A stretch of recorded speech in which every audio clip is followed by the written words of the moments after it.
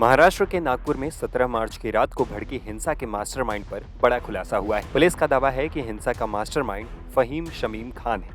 उसी ने 500 से ज्यादा लोगों को इकट्ठा किया और उन लोगों को हिंसा के लिए भड़काया। ये जानकारी हिंसा के बाद नागपुर के गणेश पेट पुलिस स्टेशन में दर्ज दूसरी FIR से सामने आई है। 38 वर्षीय फहीम माइनॉरिटी डेमोक्रेटिक पार्टी यानी MDP का नागपुर शहर अध्यक्ष है। फहीम खान ने साल 2024 के लोकसभा चुनाव में केंद्रीय मंत्री नितिन गडकरी के खिलाफ चुनाव भी लड़ा था।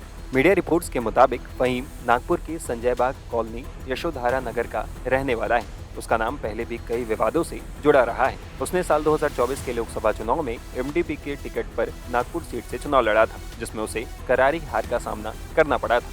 इस चुनाव में उसे सिर्फ 1073 वोट मिले थे। बताया जाता है कि चुनावी मैदान में उतरने के बाद से ही वो राजनीतिक रूप से सक्रिय हो गया था और शहर में अपनी पकड़ मजबूत करने की कोशिश कर रहा था। उसने अपने समर्थकों की एक कट्टर टीम तैयार कर ली थी। रिपोर्ट्स के मुताबिक उसके खिलाफ पहले भी कई मुकदमे दर्ज हैं। अब फहीम की गिरफ्तारी के बाद माना जा रहा है कि नागपुर हिंसा से जुड़े कई बड़े सवालों के जवाब मिल सकते हैं। हिंसा को लेकर जारी कार्रवाई के बारे में नागपुर के पुलिस कमिश्नर रविंदर सिंगल ने भी जानकारी दी है। हमारी मीटिंग सारी चीज़ें कि जो केसेस दाखिल हैं उनमें इन्वेस्टिगेशन कैसा चल रहा है, कहाँ पे एडिशनल सपोर्ट देने की ज़रूरत है, हमें रात को किस तरह से बंदोबस्त लगाने की ज़रूरत है, और इसके अलावा जो अगर कोई और लोग निष्पन्न हो रहे हैं वो निष्पन्न कर रहे हैं हम लोग। सर फहीम खान के बारे में बहुत ये हो रहा है, उसका क्या रोल कॉल है सर? क्या रोल का है? जी, उसको अरेस्ट की गई थी। FIR में उसका नाम था और जहाँ का रहने वाला है वो सारी इन्फॉर्मेशन निकाली है।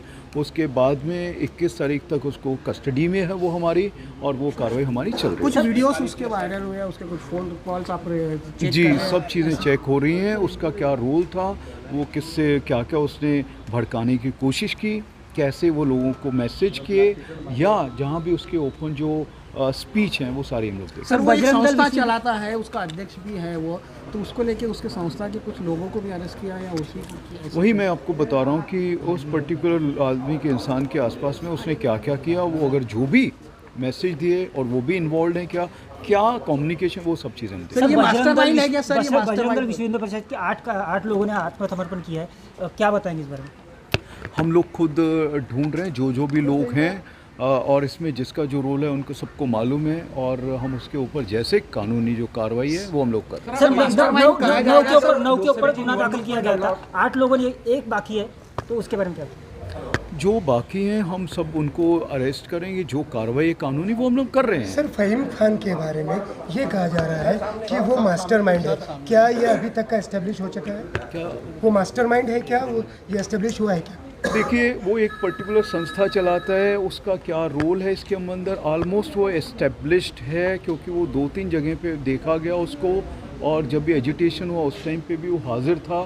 तो अगर किसी को कुछ बोलना है कानूनी तौर पे वो बता सकता है पुलिस को, और किसी को इंसाइट उसने जो किया है, जो हमारे पास में एस्टेब्लिश्ड रिकॉर्ड है, उसके आधार पे हम लोग कार्रवाई कर रहे हैं। आज कर्फ्यू के दौरान कुछ लोगों ने आंदोलन करने का प्रयास किया है, जो भी किया है उसके ऊपर जो एक्ट है हमारा, उस आधार पे हम लोग उनके ऊपर कार्रवाई कर रहे हैं। कर्मचारियों के ऊपर हाथ डाला गया, उसके लिए क्या कड़े जो सेक्शंस हैं, वो सेक्शन जो कड़क जो सेक्शन है वो उसी हिसाब से हम लोग कार्रवाई कर रहे हैं। सेक्शन लगाए गए हैं, अरेस्ट भी उसी डायरेक्शन में हो रहा है। बता दें कि 17 मार्च को नागपुर में विश्व हिंदू परिषद ने प्रदर्शन किया था। प्रदर्शन के दौरान गोबर के कंडों से भरा एक हरे रंग का कपड़ा जलाया गया था। BHP के मुताबिक ये औरंगजेब की प्रतीकात्मक कब्र थी। इस घटना का वीडियो वायरल होने के बाद देर शाम नागपुर के महल इलाके में हिंसा भड़क गई थी। पथराव और तोड़फोड़ शुरू हो गई। उपद्रवियों ने घरों पर पथराव किया और सड़क पर खड़े दर्जनों वाहनों में तोड़फोड़ आगजनी की। यहाँ तक कि पुलिस की टीम पर भी हमला किया गया। फिलहाल हिंसाग्रस्त इलाके में पुलिस का कड़ा पहरा है।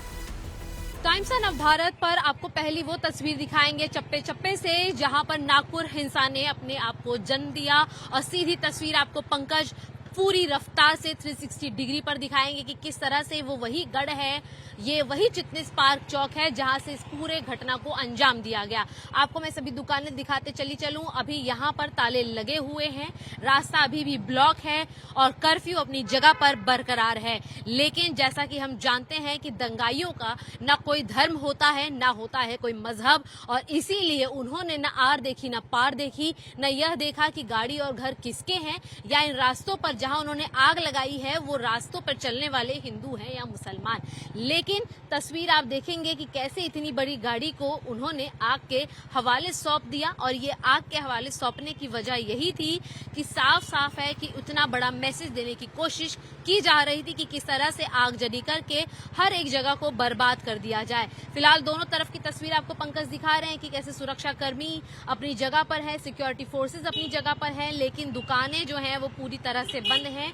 यह वह दुकानें हैं जिन्होंने अपने आंखों के सामने चीजों को, घरों को, दुकानों को जलते देखा, पुलिस के ऊपर पथराव देखा, और साथ ही साथ अगर आप देखेंगे कि किस तरीके से सुरक्षा कर्मचारी यहाँ पर अभी भी तैनात है। या दूसरी गाड़ी आप देखेंगे कि किस तरीके से इसे भी आग के हवाले किया गया, इसे भी जलाया गया, शीशे तोड़े गए दुकानों के, और हर एक चीज को अदल बदल कर तोड़ फोड़ कर दी गई। ये आपने देखी पूरी तस्वीर चिटनिस पार्क चौक की, जहां पर जो महिला पुलिसकर्मी भी आपको नजर आएंगी, इन्हें भी गालियों से संबोधित किया गया, इन्हें भी अपमानित किया गया। और ना सिर्फ ये बल्कि इस मुख्य चौक से गुजरने वाली हर एक छोटी बड़ी गली के अंदर घुसकर लोगों ने जानबूझकर पथराव किए।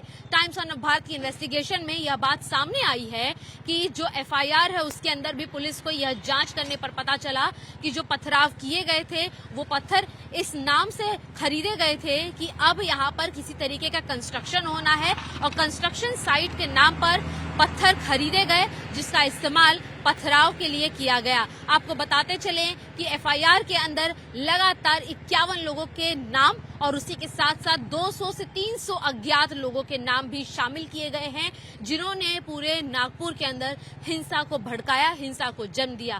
खास तौर पर यहाँ पर जो युवा थे, युवा वर्ग की पीढ़ी, उसने इन सारे घटनाओं को अंजाम दिया, और इसीलिए यह बताता है कि इस पूरी विकृत मानसिकता के पीछे किस तरीके से भारत के भविष्य को खराब करने की कोशिश बड़े पैमाने पर की जा रही है। बता दें आपको कि 17 तारीख को जहां एक तरफ हिंदू संगठनों द्वारा प्रदर्शन किया जा रहा था, वहां पर जो विकृत मानसिकता के लोग हैं, अलग विचारधारा के लोग हैं, उन्होंने पूरे नागपुर को जलाने की कोशिश की। बताते चलें कि महाराष्ट्र की तीसरी सबसे popular city Nagpur, fastest growing city Nagpur, उसने पूरी शहर को जलते देखा, कटते देखा और बर्बाद होते देखा। मैं आपको बता दूं कि जो दुकानें यहाँ पर बंद है, ये यहाँ की अर्थव्यवस्था को चलाने वाली दुकानें हैं, और जब इन्हें तोड़फोड़ कर रहे थे, जब इन पर पथराव किया जा रहा था, तब अहमद, मोहम्मद, इन सभी की निगाहें जो थी वो बिल्कुल भी इनकी मासूमियत को बर्दाश्त नहीं कर पा रही थी। बच्चियों के अंदर से चीखें निकल रही थी। जो बच्चे अपने स्कूल कॉलेज गए थे, शाम में ट्यूशन गए हुए थे, उनकी माँ बिलक बिलक कर रो रही थी कि आखिर जलते हुए शहर में अपने बच्चों को घर वापस कैसे लाया जाए। जो पुरुष अपने घर का राशन कमाने के लिए बाहर निकले थे, इन दुकानों पर काम कर रहे थे, वो क्या घर को सही सलामत लौटेंगे?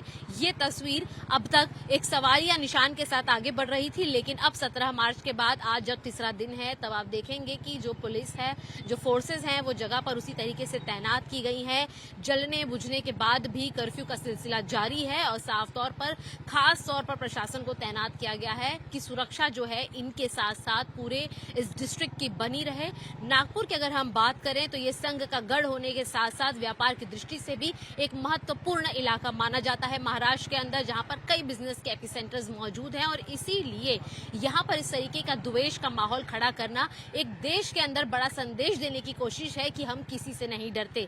खास तौर पर इस पूरी की पूरी घटना के अंदर पुलिस कर्मचारियों के ऊपर हमला किया गया, उन्हें टारगेट बनाया गया, उन्हें निशाना बनाया गया, और एक संदेश देने की कोशिश की गई कि किस तरीके से हम बचाव कर्मियों को भी नहीं छोड़ेंगे, यानी कि आपकी सुरक्षा के लिए तैनात सुरक्षा कर्मी भी खतरे में है, तो यानी आम जनता सावधान हो जाए।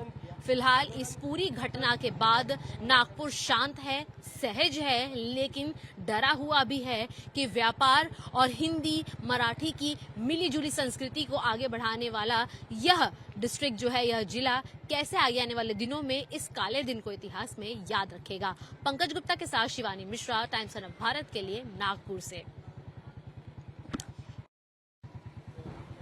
जिस महात्मा गांधी ने देश को अहिंसा के रास्ते पर चलना सिखाया, उसी के नाम पर बने द्वार पर किस तरीके से हिंसा ने जन्म लिया, इसकी तस्वीर अब आपको इस रिपोर्ट में दिखाते हैं कि गांधी द्वार पर मौजूद छत्रपति शिवाजी महाराज के स्टैचू पर जहां हिंदू संगठनों ने प्रदर्शन लिया, उसी के बाद से वहां पर जलाने काटने का सिलसिला शुरू हुआ। पंकज, एक बार आपको तस्वीरों के जरिए दिखाते चलें कि यहाँ पर सभी दुकानें बंद हैं, जो घर हैं लोग उसके अंदर कैद हैं। और साफ तौर पर ये महिला पुलिसकर्मियों को हम इसलिए जरूरी दिखाएंगे क्योंकि इन्हीं के ऊपर लगातार हमला किया जा रहा था, इन्हीं के ऊपर साफ तौर पर इनकी यूनिफॉर्म को खींचने का काम, फाड़ने का काम और गाली देने का काम किया जा रहा था, जिसके ऊपर अब पुलिस द्वारा एक्शन लिया जाएगा। फिलहाल जब रस्तों की सफाई कर दी गई है तो मैं आपको बताते चलूं कि जब यहाँ पर घटनाक्रम घट रहा था तब लगातार पथराव किए जा रहे थे और इस पूरे के पूरे एरिया को निस्तानाबूद करने की कोशिश की जा रही थी। एफआईआर की मैं आपको डिटेल बताती चलूं। एफआईआर के अंदर जो है यासिर शेख, मोहम्मद शरीफ,